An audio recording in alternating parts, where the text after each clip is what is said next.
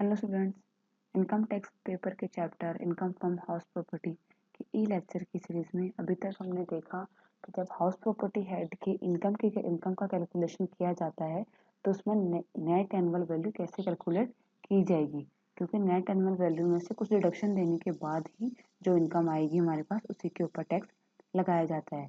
तो इसमें हमने देखा था कि किस तरीके से नेट एनुअल वैल्यू का कंप्यूटेशन किया जाता है। इसमें मैंने लास्ट लेक्चर में बताया था कि जब नेट एनुअल वैल्यू का कैलकुलेशन किया जाएगा उसमें सबसे पहले हम कैलकुलेट करेंगे एक्सपेक्टेड रेंट। एक्सपेक्टेड रेंट कैसे कैलकुलेट किया जाएगा ये प्रीवियस लेक्चर में बहुत डिटेल में बताया जा चुका है। उसके बाद सेकंड स्टेप हमारी रहेगी जिसमें रेंट रिसीव्ड और रिसीवेबल कैलकुलेट किया जाएगा। उसके बाद जो दोनों में हायर अमाउंट होगा वो ले लिया जाएगा और उसमें से अगर कोई वैकेंट पीरियड रहा है जिसके दौरान हमने रेंट पे नहीं दिया है घर, तो उस वैकेंसी पीरियड का जो भी रेंट बन रहा है वो लेस कर दिया जाएगा। ये प्रीवियस लेक्चर में देखा था हमने, इसी का एक परफॉर्मा है। अगर कोई एग्जाम में क्वेश्चन आता है तो इस परफॉर्मेंस के थ्रू उसको सॉल्व कर सकते हैं। तो सबसे पहले आएगा computation of net annual value of the house. तो सबसे पहले आएगा एक्सपेक्टेड रेंट, अपेक्षित किराया निकाला जाता है। वो कैसे निकाला जाता है?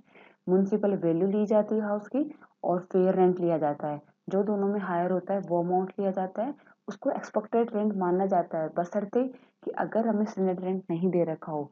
अगर स्टैंडर्ड रेंट दे रखा है क्वेश्चन में और जो अपनी हाउस प्रॉपर्टी है वो रेंट कंट्रोल एक्ट में आती है तो कभी भी एक्सपेक्टेड रेंट स्टैंडर्ड रेंट से ज़्यादा नहीं हो सकता। ये आपको ध्यान रखना है। अब म्युनिसिपल वैल्यू क्या होती है ये मैंने बताया था। जो भी एक म्युनिसिपल एरियाज में जो घर होते हैं उनके वैल्यूएशन के लिए उसके ऊपर अलग अलग कर वगैरह लगाने के लिए एक वैल्यू निर्धारित की जाती है। वो भी जो भी लोकल अथॉरिटीज होते हैं उनके द्वारा वो होती है म्युनिसिपल वैल्यू। और फेयर रेंट होती है कि ऐसे ही एरिया में अगर दूसरी हाउस प्रॉपर्टी भी किराए पर दी जाती है तो कितना किराया वहाँ पे लगता है। एक तरह से उचित किराया जिसको कहते हैं फेयर रेंट होता है। तो सबसे पहले कैलकुलेटर देखेंगे म्युनिसिपल वैल्यू। ये सब चीज़ें हमें क्वेश्चन में दे रखी होती हैं। तो म्युनिसिपल वैल्यू लेनी है for the period of ownership of house. हो सकता है हमने ईयर के मिड में घर कंस्ट्रक्ट करवाया हो या घर खरीदा हो, तो उस केस में हम केवल ओनरशिप पीरियड की, मान लीजिए हमने अगर जुलाई में घर खरीदा है तो जुलाई से लेकर मार्च तक का ही पीरियड लिया जाएगा और उसी पीरियड की देखी जाएगी। तो for the period of ownership of house हम तो उससे पहले देखेंगे म्युनिसिपल वैल्यू और फिर देखा जाएगा फेयर रेंट कितना है for the period of the ownership of house. उसके बाद में जो दोनों में हायर अमाउंट होगा municipal value and fair rent, इन दोनों में जो भी हायर अमाउंट होगा वो ले लिया जाएगा। अगर house property rent control act के अंतर्गत नहीं आती है और स्टैंडर्ड रेंट आपको क्वेश्चन में नहीं दे रखा है तो यही हमारा एक्सपेक्टेड रेंट हो जाएगा। अगर स्टैंडर्ड रेंट दे रखा है तो क्या होगा? तो स्टैंडर्ड रेंट देखेंगे हम कितना दे रखा है for the period of ownership of house. फिर इसके बाद में हमें देखा जाएगा इस वैल्यू में से और इसमें से जो भी कम होगा वो ही ले लिया जाएगा और वही हमारा हो जाएगा एक्सपेक्टेड रेंट। ठीक है। तो कभी भी एक्सपेक्टेड रेंट जब हम कैलकुलेट करते हैं वो स्टैंडर्ड रेंट से जो मान्य किराया होगा उससे ज़्यादा नहीं हो सकता, ये आपको ध्यान रखना है। तो हमने क्या किया, सबसे पहले देखा म्युनिसिपल वैल्यू कितनी दे रखी है और फेयर रेंट कितना दे रखा है। इन दोनों में जो भी हायर अमाउंट होगा वो ले लेंगे और उसके बाद को उसको कंपेयर किया जाएगा स्टैंडर्ड रेंट से। अगर वो स्टैंडर्ड रेंट से कम है तो कोई दिक्कत नहीं है, अगर स्टैंडर्ड रेंट से ज़्यादा है तो स्टैंडर्ड रेंट को ही एक्सपेक्टेड रेंट माना जाएगा। ठीक है। इन दोनों का कंपेरिजन किया जाएगा स्टैंडर्ड रेंट का और म्युनिसिपल वैल्यू फेयर रेंट में जो भी वैल्यू ज़्यादा आई है उन दोनों कंपेरिजन करने के बाद में विच ओवर इज लेस, जो भी कम होगा वो ले लिया जाएगा और वो अमाउंट हमारा होगा एक्सपेक्टेड रेंट। इसके बाद आती है बात कि रेंट रिसीव्ड और रिसीवेबल कैसे कैलकुलेट किया जाए। रेंट रिसीव्ड और रिसीवेबल कैलकुलेट करने के लिए हमें पहले उसका ओनरशिप जितने टाइम पीरियड रही है उसका वो अमाउंट लिया जाएगा, रेंट लिया जाएगा और उसमें से अगर कोई अनरियलाइज रेंट रहा है तो वो लेस कर दिया जाएगा। कोई सेल्फ ऑक्यूपाइड पीरियड का रेंट रहा है, सेल्फ ऑक्यूपाइड पीरियड रहा है तो उसका भी रेंट कैलकुलेट नहीं किया जाएगा। तो रेंट सबसे पहले देखेंगे रेंट कितना हो रहा है ड्यूरिंग ओनरशिप ऑफ हाउस। जितने टाइम ओनरशिप रही है हाउस की उतने टाइम पीरियड का कितना रेंट हो रहा है वो अमाउंट लिया जाएगा। उसमें से excluding rent for self occupied period, self occupied period का रेंट एक्सक्लूड कर दिया जाएगा। अगर 12 मंथ्स में से 2 मंथ सेल्फ ऑक्यूपाइड हम उस घर में रह रहे थे, उसके बाद और मंथ्स में 10 मंथ्स के लिए हमने किराए पे दे दिया, तो हम इस यहाँ पे रेंट लेंगे केवल 10 मंथ्स का, 12 मंथ्स का नहीं लेंगे। उसमें से लेस कर दिया जाएगा अनरियलाइज रेंट। ठीक है। अनरियलाइज रेंट लेस करने के बाद में जो वैल्यू आएगी वो हो जाएगी हमारी रेंट रिसीव्ड या रेंट रिसीवेबल, मान लीजिए रेंट रिसीवेबल हो जाएगी before adjustment for vacancy period. क्योंकि वैकेंसी पीरियड का एडजस्टमेंट एक्सपेक्टेड रेंट और रेंट रिसीवेबल को कंपेयर करने के बाद जो वैल्यू हाई रहेगी उस वैल्यू को लेते हुए उस वैल्यू में से वैकेंसी पीरियड का रेंट लेस किया जाता है। फिर अमाउंट आता है हमारा ग्रॉस एनुअल वैल्यू। ये आ गई हमारी रेंट रिसीवेबल। फिर दोनों को कंपेयर किया जाएगा, whichever is more. Whichever is more किसको कंपेयर करना है, जो एक्सपेक्टेड रेंट आया है उसको और रेंट रिसीवेबल आया है उसको। इन दोनों कंपेयर करने के बाद जो भी वैल्यू हायर होगी उसको ले लिया जाएगा और उस वैल्यू में से हम लेस करेंगे, क्या लेस करेंगे, वैकेंसी पीरियड का रेंट। तो less rent for vacancy period on the basis of actual rent. Actual rent के बेस पर हम देख लेंगे कि अगर 2 महीने वैकेंट रहा है और हमारा एक्चुअल रेंट चल रहा है 2000 पर मंथ, तो 4000 हम यहाँ पे लेस कर देंगे। अब जो भी वैल्यू आएगी वो हमारी हो जाएगी ग्रोस एनुअल वैल्यू, ठीक है, सकल वार्षिक मूल्य। उसमें से लेस कर दिया जाएगा municipal taxes paid by the owner. ये आपको ध्यान रखना है, इसमें बहुत ज़्यादा कंफ्यूजन होते हैं कि ओनर पेड करेगा या किराएदार। अगर टेनेंट पेड कर रहा है म्युनिसिपल टैक्सेस तो उसको डिडक्शन, उसको लेस अमाउंट को लेस नहीं किया जाएगा, कोई डिडक्शन नहीं मिलेगा। इसमें पेड बाय द ओनर होना चाहिए, ड्यू अमाउंट का भी कोई डिडक्शन नहीं मिलेगा। ऐसा नहीं है कि 2-3 साल से हमारा म्युनिसिपल टैक्सेस हमने पे नहीं किए हैं तो उन सालों में हमें म्युनिसिपल टैक्सेस को का डिडक्शन नहीं मिलेगा, हम उनको लेस नहीं कर सकते हैं। और 2-3 साल का अगर हम इकट्ठा इस साल पेड करते हैं तो डिडक्शन भी 2-3 सालों का इसी साल हमें मिल जाएगा। तो paid by the owner during the previous year. और उसमें यह भी है कि प्रीवियस ईयर में पे किया हुआ होना चाहिए। ऐसा नहीं कि पहले हमने 2 साल पहले पे किया उसका अब नहीं मिलेगा। प्रीवियस ईयर में म्युनिसिपल टैक्सेस पेड होने चाहिए और ओनर के द्वारा पेड होने चाहिए। तीनों कंडीशन होनी जरूरी है, तब आपको म्युनिसिपल टैक्सेस का डिडक्शन मिल जाएगा। नेट जो अमाउंट आएगा वही हमारी हो जाएगी नेट एनुअल वैल्यू। तो हमने देखा कि जब net annual value of the house calculate किया जाता है तो सबसे पहले हम एक्सपेक्टेड रेंट कैलकुलेट करेंगे। एक्सपेक्टेड रेंट कैलकुलेट करने के लिए हम देखेंगे म्युनिसिपल वैल्यू और फेयर रेंट में जो भी वैल्यू ज़्यादा होगी वो ले ली जाएगी और उस वैल्यू को कंपेयर किया जाएगा स्टैंडर्ड रेंट से। और स्टैंडर्ड रेंट से वो वैल्यू ज़्यादा नहीं हो सकती, एक्सपेक्टेड रेंट स्टैंडर्ड रेंट से ज़्यादा नहीं हो सकता। तो पहले म्युनिसिपल वैल्यू फेयर रेंट का कंपेरिजन किया, जो वैल्यू ज़्यादा आई वो ले ली गई और फिर उस वैल्यू का कंपेयर किया गया स्टैंडर्ड रेंट से। तो जो दोनों में कम होगा वो वैल्यू ले ली जाएगी, वही हमारा हो जाएगा एक्सपेक्टेड रेंट। अब सेकंड स्टेप आती है कि रेंट रिसीवेबल कैलकुलेट किया जाए। तो रेंट रिसीवेबल कैलकुलेट करने के लिए सबसे पहले कैलकुलेट करेंगे रेंट, रेंट कितना हो रहा है और during ownership of the house. तो हाउस की ओनरशिप के दौरान रेंट कितना हुआ वो ले लिया जाएगा, लेकिन इसमें सेल्फ ऑक्यूपाइड पीरियड को भी हटा दिया जाएगा। अगर 12 मंथ्स में हमने अप्रैल और मई छोड़ के जून में हमारा घर बना है, हमारा ओनरशिप आई है और जून के बाद जून जुलाई अगस्त 3 महीने अगर उस घर में रहा है तो रेंट कितने टाइम पीरियड का लिया जाएगा, सितंबर से लेके मार्च तक का ही रेंट लिया जाएगा। उस रेंट में से डिडक्शन मिल जाएगा उसको अनरियलाइज रेंट का। कुछ कंडीशंस मैंने पहले बताई थी कि अनरियलाइज रेंट होता है तो कुछ कंडीशन आपको देखनी पड़ेंगी, अगर वो कंडीशन फुलफिल हो रही है तो अनरियलाइज रेंट को लेस कर दिया जाता है।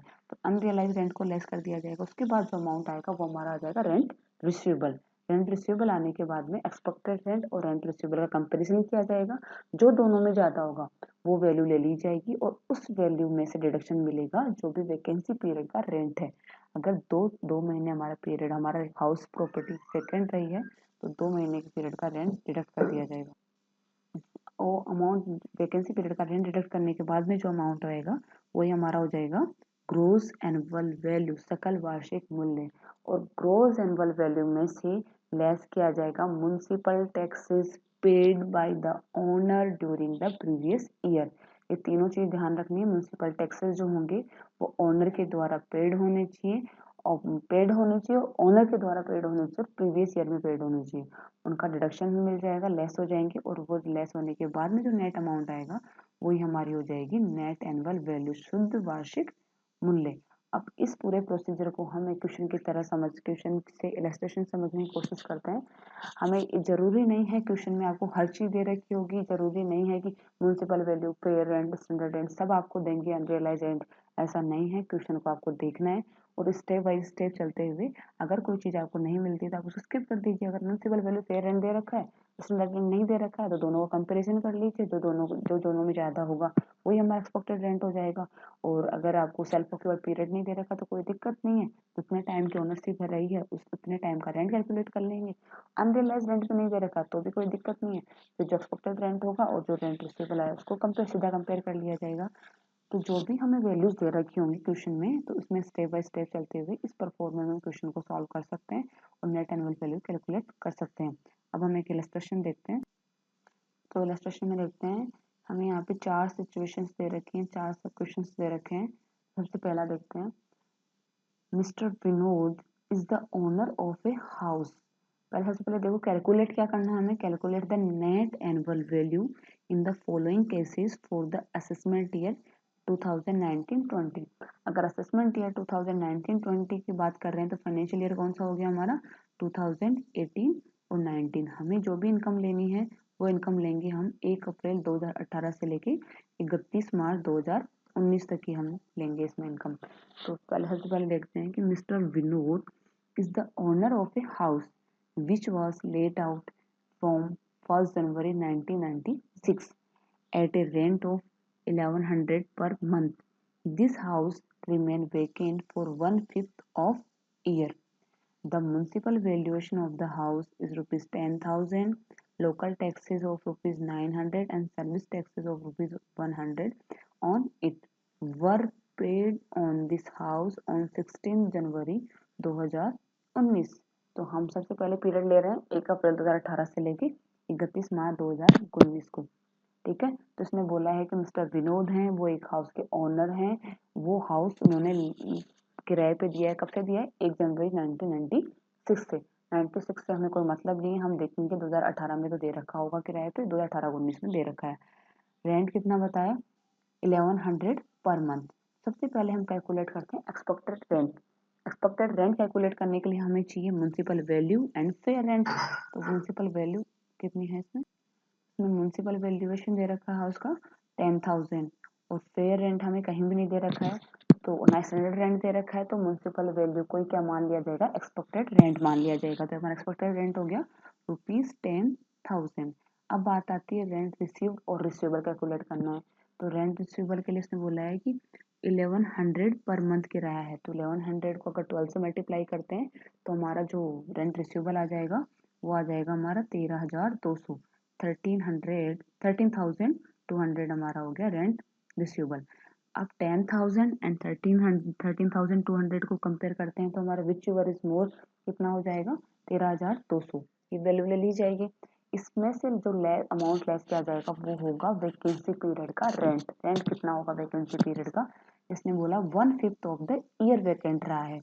1/5 किसका निकालेंगे, जो भी हमारा रेंट बन रहा था एक्चुअल रेंट का। एक्चुअल रेंट का 1/5 कितना होगा 13,200 का निकालेंगे हम यहाँ पे 1/5, इसका 1/5 निकालेंगे इंटू 1/5। ये निकालने पर अमाउंट आता है हमारा 2640। 13,200 में से लेस करेंगे 2640 लेस करेंगे और वो अमाउंट जो लेस करने के बाद जो अमाउंट आएगा वो हमारा हो जाएगा ग्रोस एनुअल वैल्यू। तो ग्रोस एनुअल वैल्यू हमारी आ रही है 10,560 10,560। इसमें से लेस किए जाएंगे local taxes paid by owner during previous year. Local taxes paid किए गए 900 प्लस 100, 1000 लोकल टैक्सेस पेड किए गए। 1000 लेस करने के बाद में जो भी अमाउंट होगा वो अमाउंट क्या हो जाएगा हमारा नेट एनुअल वैल्यू। तो हमारे नेट एनुअल वैल्यू कितनी आएगी ये हम देख लेते हैं। तो सबसे पहले देखा म्युनिसिपल वैल्यूएशन कितना दे रखा है हमारा 10,000 दे रखा है, तो हमने कहा कि फेयर रेंट नहीं दे रखा है तो म्युनिसिपल वैल्यू हमारी क्या हो जाएगी एक्सपेक्टेड रेंट। इसके बाद रेंट रिसीवेबल में हमने देखा कि 1100 पर मंथ दे रखा है, 12 मंथ्स का हो गया 13,200। इन दोनों में से जो भी ज़्यादा होगा वो ले लिया जाएगा, वो हमारा हो जाएगा उस वैल्यू में से हम लेस करेंगे वैकेंसी पीरियड का रेंट। तो इन दोनों से ज़्यादा कौन सा है 13,200। इसमें से लेस किया जाएगा rent for vacancy period. Rent for vacancy period के लिए बोला जाए कि 1/5 पीरियड के लिए हाउस प्रॉपर्टी वैकेंट रही है, तो 13,200 का निकालेंगे 1/5, तो हमारा वैकेंसी पीरियड का रेंट आ गया 2640। ये आ गई हमारी ग्रोस एनुअल वैल्यू लेस करने के बाद में 13,200 में से हमने लेस किया 2640 और 10,560 हो गई हमारी ग्रोस एनुअल वैल्यू। इसमें से local taxes paid by the owner वो आ जाएंगे हमारे, क्या आ जाएंगे 1000 को लेस करने के बाद में जो नेट अमाउंट आएगा वही हमारी हो गई net annual value. Second situation पे चलते हैं। सेकंड में दे रखा है हमें mister Rahul is the owner of a house. Mister Rahul हैं एक हाउस के ओनर हैं विच is let out eight 2000 per month, जिसका किराया उसने फिक्स कर रखा 2000 per month. Municipal taxes paid on this house amount to rupees 1500 out of which 900 were paid by the tenant in addition to rent. और जो 1500 जो municipal taxes दे रखे हैं वो है 10% of municipal valuation. Municipal valuation का 10% दे रखा है। अब जैसे आप क्वेश्चन को देखेंगे इसमें हमें ना म्यूनसिपल वैल्यू दे रखी है, ना ही हमें फेयर रेंट दे रखा है, ना हमें स्लैब रेंट दे रखा है। तो बात आती है एक्सपेक्टेड रेंट कैसे कैलकुलेट किया जाए। तो आपको थोड़ा सा क्वेश्चन को ढंग से देखना है। इसमें बताया गया है कि जो म्यूनसिपल टैक्सेस हैं वो कितने हैं 1500 हैं। 1500 जो म्यूनसिपल टैक्सेस हैं वो 10% ऑफ म्यूनसिपल वैल्यू है। म्यूनसिपल वैल्यू का 10% है। अगर 1500 10% है तो 100% कितना हो जाएगा 15,000। ये तो आपको पता है ही कि अगर 1500 की मैं बात कर रही हूँ और वो किसी वैल्यू का 10% है तो इसको डिवाइड बाई कर देंगे 10 और मल्टीप्लाई कर दिया जाएगा इसको 100, इसका 100% निकालने के लिए। तो हमारी जो म्यूनसिपल वैल्यू आ गई वो आ गई हमारी 15,000। ठीक है, पेरेंट नहीं दे रखा है, कुछ नहीं दे रखा, तो एक्सपेक्टेड रेंट हो गया हमारा 15,000। अब बात आती है रेंट रिसीवेबल। रेंट रिसीवेबल के लिए हम देखेंगे कि 2000 पर मंथ दे रखा है, 12 मंथ्स का हो गया 24,000। तो 15,000 एक्सपेक्टेड रेंट था, रेंट रिसीवेबल है 24,000, दोनों को कंपेयर किया, हायर वैल्यू है 24,000, यही वैल्यू ले ली जाएगी। और वैकेंसी पीरियड के लिए यहाँ कुछ भी नहीं बोला गया है तो 24,000 हमारी हो जाएगी ग्रोस एनुअल वैल्यू। उसमें से लेस किया जाएगा municipal taxes paid by the owner during the previous year. इसमें बोला गया कि 1500 हमारा म्युनिसिपल टैक्सेस है, लेकिन पेड किसके द्वारा किए गए, इसमें से 900 paid by the tenant. 900 tenant pay कर रहा है, केवल 600 केवल ओनर पे कर रहा है, ये मानेंगे हम। तो केवल 600 का ही रिडक्शन मिलेगा उसको। 24,000 में 600 लेस कर देंगे तो वैल्यू आएगी वो हमारी हो जाएगी नेट एनुअल वैल्यू। तो दो देख लें। थर्ड सिचुएशन पे चलते हैं। थर्ड केस है, उसमें दे रखा है mister Arvind is the owner of the house which is let out at 1500 per month. 1500 per month के हिसाब से किराए पे दिया जाता है। The municipal valuation of this house is 8000। इसमें म्युनिसिपल वैल्यू दे रखी है हमें 8000 per annum. And the municipal taxes were are 5% of the municipal value. Municipal value का 5% हमारे municipal taxes for the year. Municipal taxes for the year 1516 to 1718, 1516, 1617, 1718 were paid on 31 December 2018। और हम बात कर रहे हैं 1 अप्रैल 2018 से लेके 31 मार्च 2019 की। तो ये पे किए गए हैं ड्यूरिंग द प्रीवियस ईयर। 3 साल के म्युनिसिपल टैक्सेस पे किए गए during the previous year. Municipal taxes for the previous year is still unpaid. Previous year के तो बाकी रह गए, लेकिन उससे पिछले 3 सालों के हमने प्रीवियस ईयर में पे किए हैं। तो म्यूनसिपल टैक्सेस के लिए आपको हमेशा ध्यान रखना है कितना अमाउंट पे किया गया और प्रीवियस ईयर में पे किया गया और ओनर के द्वारा पेड किया गया, उसी अमाउंट का डिडक्शन उसको मिल जाएगा। तो सबसे पहले देखते हैं म्यूनसिपल वैल्यूज ने दे रखी 8000 और हमारी रेंट रिसीवेबल कितना आएगा 1500 पर मंथ है, 1500 इंटू 12 तो हमारे हो गए 18,000 हो गया हमारा रेंट रिसीवेबल। जो दोनों में हायर अमाउंट होगा वो ले लिया जाएगा। 18,000 हमने ले लिया है। वैकेंसी पीरियड के लिए कुछ भी नहीं बोला गया है तो हमारी ग्रोस एनुअल वैल्यू कितनी हो जाएगी 18,000। इसमें से लेस किया जाएगा municipal taxes paid by the owner during the previous year. में बार बार एक चीज रिपीट कर रही हूँ, आपको ध्यान रखना है। इसमें बोला है 15 16 16 17 17 18 के जो भी म्युनिसिपल टैक्सेस थे वो पेड किए गए ओनर के द्वारा प्रीवियस ईयर में। अभी प्रीवियस ईयर का तो बाकी चल रहा है, उससे कोई फर्क नहीं पड़ता है, जो पे किया गया है उसी का डिडक्शन मिलेगा। और म्यूनसिपल टैक्सेस कितने 8000 जो म्यूनसिपल वैल्यू है उसका 5% हमारे म्यूनसिपल टैक्सेस हैं। तो 5% ले लेंगे और उसके 3 साल से मल्टीप्लाई करने पर हमारी वैल्यू आ गई 1200 हमारे म्यूनसिपल टैक्सेस पे किए गए हैं ओनर के द्वारा प्रीवियस ईयर में। तो हमारी नेट एनुअल वैल्यू आ जाएगी 16,800। ये 3 सिचुएशन हो गई। लास्ट सिचुएशन हम देखते हैं। Shri Ashok started construction of a house in January 1996 which was completed in December 1997। आपको ध्यान रखना हम तो 97 97 की तो बात ही नहीं कर रहे हैं। हमारा जो फाइनेंशियल ईयर है वो है 2018-19। The house was let out at a rent of ₹3000 per month. Rent receivable हमारा हो जाएगा 3000 into 12 36,000, out of which electricity and water bill of tenant to the extent of ₹500 per month was paid by the owner. अब इसमें क्या हो रहा है, water और इलेक्ट्रिसिटी बिल 500 कौन पे कर रहा है, ओनर। तो इसका हमने एडजस्टमेंट देखा था, अगर ऐसा कोई सिचुएशन आती है तो रेंट रिसीवेबल में इसका एडजस्टमेंट होगा। अगर ओनर पे कर रहा है, लायबिलिटी तो किसकी थी, टेनेंट की थी, वाटर इलेक्ट्रिसिटी बिल टेनेंट पे करेगा क्योंकि वो यूज कर रहा है, लेकिन उसकी जगह ओनर पे कर रहा है तो उसका रेंट रिसीवेबल में से उस अमाउंट को लेस कर दिया जाएगा। ये हमने देखा था पहले, ये भी देख लेते हैं। नेक्स्ट आता है the tenant has deposited ₹50,000 with Ashok on which no interest will be paid to tenant. तो हमने देखा था कि अगर कोई भी डिपॉजिट टेनेंट ने ओनर को दे रखा है, कुछ अमाउंट दे रखा है डिपॉजिट के तौर पे, तो उस पर कोई नोशनल रेंट ज्ञात नहीं किया जाएगा, उसका कोई एडजस्टमेंट नहीं होगा। तो यहाँ से इसका कोई मतलब नहीं रह जाता है। नेक्स्ट आता है, इसमें आता है म्यूनसिपल, यहाँ तक हो गया 50,000 with Ashok. Municipal value of this house दे रखी है 30,000 per month per annum sorry, and municipal taxes दे रखे हैं 5%। वॉज पेड बाय टेनेंट, अगर टेनेंट के द्वारा पे किए गए हैं तो कोई डिडक्शन नहीं मिलेगा, जो ग्रोस एनुअल वैल्यू आएगी वही हमारी नेट एनुअल वैल्यू हो जाएगी। Tenant has also borne repairing charges of ₹1,000 and insurance charges of ₹1,500।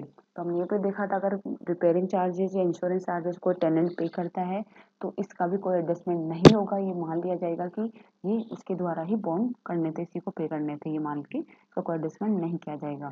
यहाँ देखेंगे म्यूनसिपल वैल्यू दे रखी है 30,000 और हमारा रेंट रिसीवेबल है 1,500 पर मंथ है, उसमें से 500 हम लेस कर देंगे, सॉरी थ्री 3,000 पर मंथ है, जिसमें से 500 हम लेस कर देंगे क्योंकि वाटर इलेक्ट्रिसिटी बिल पे किया जा रहा है ओनर के द्वारा, तो ये माना जाएगा कि उतना ही किराया उसने ज़्यादा लिया होगा। तो लेस करने के बाद हमारा रेंट रिसीवेबल आता है 30,000, जो दोनों में ज़्यादा होगा वो हमारा हो जाएगा ग्रोस एनुअल वैल्यू, क्योंकि वैकेंसी पीरियड नहीं दे रखा है। और ग्रोस एनुअल वैल्यू हमारे क्वेश्चन में नेट एनुअल वैल्यू हो जाएगी, क्योंकि यहाँ पे म्यूनसिपल टैक्सेस नहीं दे रखे हैं। तो हमें ये चीज़ें ध्यान रखनी है कि म्यूनसिपल टैक्सेस के लिए स्पेशली ध्यान रखना है, पेड पेड होना चाहिए और पेड बाई ओनर होना चाहिए और ड्यूरिंग द प्रीवियस ईयर होना चाहिए। किसी ऐसे रिलेटेड म्यूनसिपल टैक्सेस से कोई फर्क नहीं पड़ता है। तो यहाँ देखेंगे कि हमने सारे मैंने बता दिए हैं। अब आता है जो भी इससे नेक्स्ट कुछ जो डिडक्शन दे रखे हैं हमारे नेट वैल्यू में से डिडक्शन की हम आगे डिटेल में बात नेक्स्ट लेक्चर में करते हैं। Thank you.